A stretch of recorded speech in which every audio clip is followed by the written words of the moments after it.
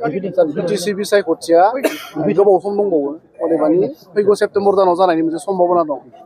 दा बे बेलायावबो नोंथाङा नोंथांनि समस्ति नङाब्लाबो दिनैनि बे दतमा ओनसोलाव नोंथांनि ओनसोलाव मोनासिम रायजोफोरजों मोगा-मोगि सावरायनाय हाबाफारि लादों मा फोरमायगोन बेनि सायाव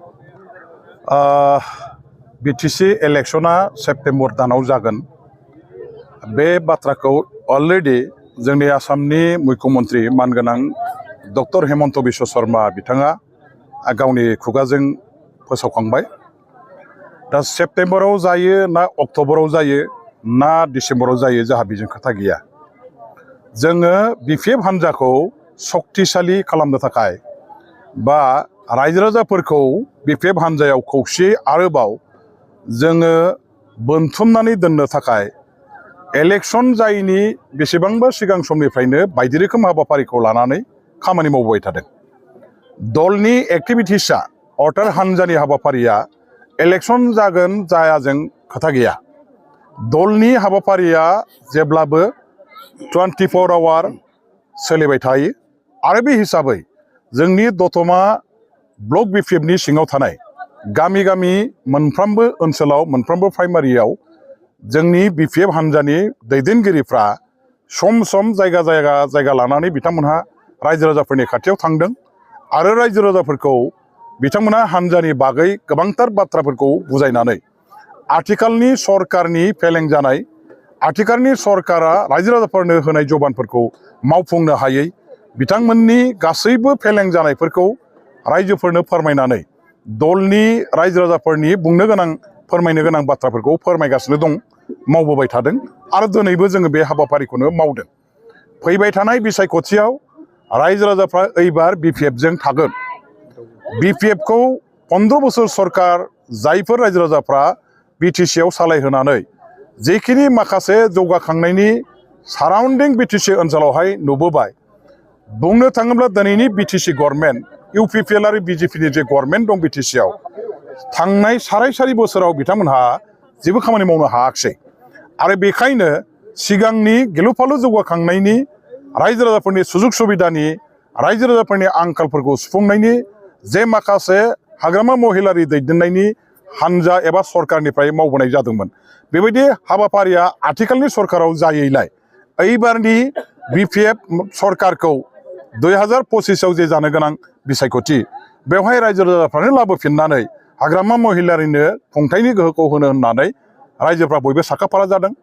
इउपिपिएल आरो बिजेपि हान्जाया रायजोफोरनि जेबो खामानि मावना होनो हायैलाय बिथांमोनहा जेखिनि माखासे प्रतिश्रुति एबा जबान होदोंमोन बेफोरनि मोनसेबो मावफुंनो हायैलाय रायजोफ्रा दिनै बिथांमोनखौ नेवसिदों बिथांमोननि सायाव खुद्रिनाय दं आरो बिथांमोनखौ बयबो खुगासिदों बयबो सोंखारिदों आरो बिथांमोनखौ एबार 2025नि जे जानो गोनां बिसायख'थि बेवहाय गाज्रियै फेजेननानै हाग्रामा महिलारिखौनो सरकाराव लाबोफिननायनि थाखाय बयबो साखाफारा जादों आरो बे हिसाबैनो जायगा बिपिएफनि दैदेनगिरिफोरखौ जोंखौ हांख्रायनानै रायजोफ्रा गावसिनि गामिफ्राव जोंखौ मिटिं खुंनो लेंहरदों दिनैबो बेवहाय बे ओनसोलनि एनटिबिल लावदङा ओनसोलनि आइ आफा रायजो राजाफ्रा गामिनि समाजा जोंखौ गावसिनि गामिनि रायजोफोरजों सावरायनो थाखाय रायजोफोरनो दलनि बागै बाथ्राफोरखौ फोरमायलांनो थाखाय आरो लोगोसे आथिखालनि सरकारनि फेलें जानाय गासैबो बिथिंखौ रायजोफ्रा जाहाथे मिथियो गुवारै बुंफैनानै फोसावनो थाखाय बिथांमोनहा जोंखौ लेंहरदों आरो बे हिसाबै जों दिनै मोनाबिलियाव बे ओनसोलनि आइ आफा रायजो राजाफोरजों गुवारै जों बयबो सावरायदों आरो सावरायनायनि गेजेराव जों नुनो मोनबाय रायजोफोरनि मोखांखौ नायनानै रायजोफोरनि बिथांमोननि जे रेसपन्स बेखौ नायनानै जों बुजिबाय जे थारैनो बे एनटिबिल लावदङा ओनसोलनि आइ आफा रायजो राजाफ्रा एबार फैबाय थानाय बिसायख'थियाव बिपिएफजोंनो बिथांमोनहा सिथाबफागोन बिपिएफ दलखौनो देरहाहोनायनि थाखाय एबार खामानि मावगोन थांनाय समफ्राव एफा एनै बे ओनसोलनि रायजोफ्रा लेथेर फिथेर जादोंमोनब्लाबो जोंनि उल्थायाव थानाय हान्जाफोरनो भटखौ होनानै बिथांमोनहा खेबसेखौ नायनो होननानै साननानै दिनैनि सरकारखौ लाबोनायाव मदद होग्रा मानसिफोर एफा एनै दंमोनब्लाबो बे मानसिफ्राबो दिनैहाय बिथांमोनहा जिहेथु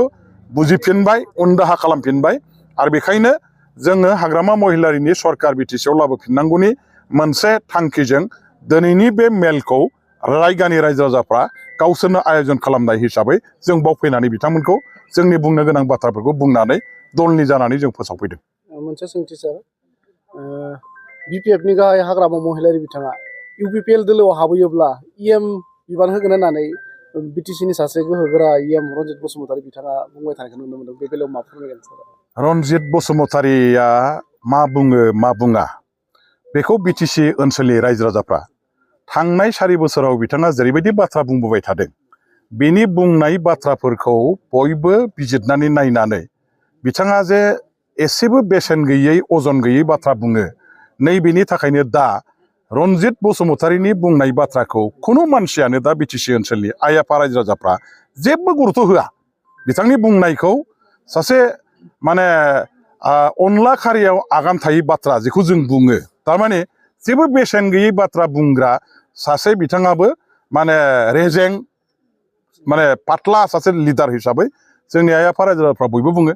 हाग्रामा महिलारिया EM जाहैनायनि बाथ्रायाथ' बाद हो दिनै फैबाय थानाय 2025 नि BTC इलेक्सनाव UPPL हानजाया सासे सानैनि बादै जे देरहानायाव गैया हाग्रामा महिलारियानो जे सरकारखौ बानायहैगोन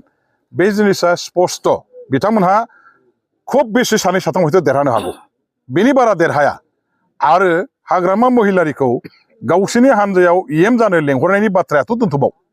दा बिथांमोनहानो गाव गावनि थांनानै थानायनि बाथ्राखौ राजनैतिक भाबै गावसिनि महिलारिनि खोथाखौ रायजो राजाफ्रा सिन्था खालामगोन आरो रायजो राजाफ्रा दा हाग्रामा महिलारिनि खोथाखौनो सिन्था खालामनानै हाग्रामा महिलारि नङाबा जाया BTCआ नैबे बाथ्राखौ बयबो गंग्लायनानैनो हाग्रामा महिलारिनो सरकारखौनो होनो नागिरदों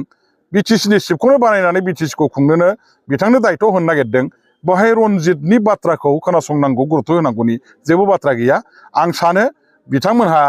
माने हाग्रामानि खोथाखौ सिन्था खालामनानै जेबो लाब गैया थेंक इउ सार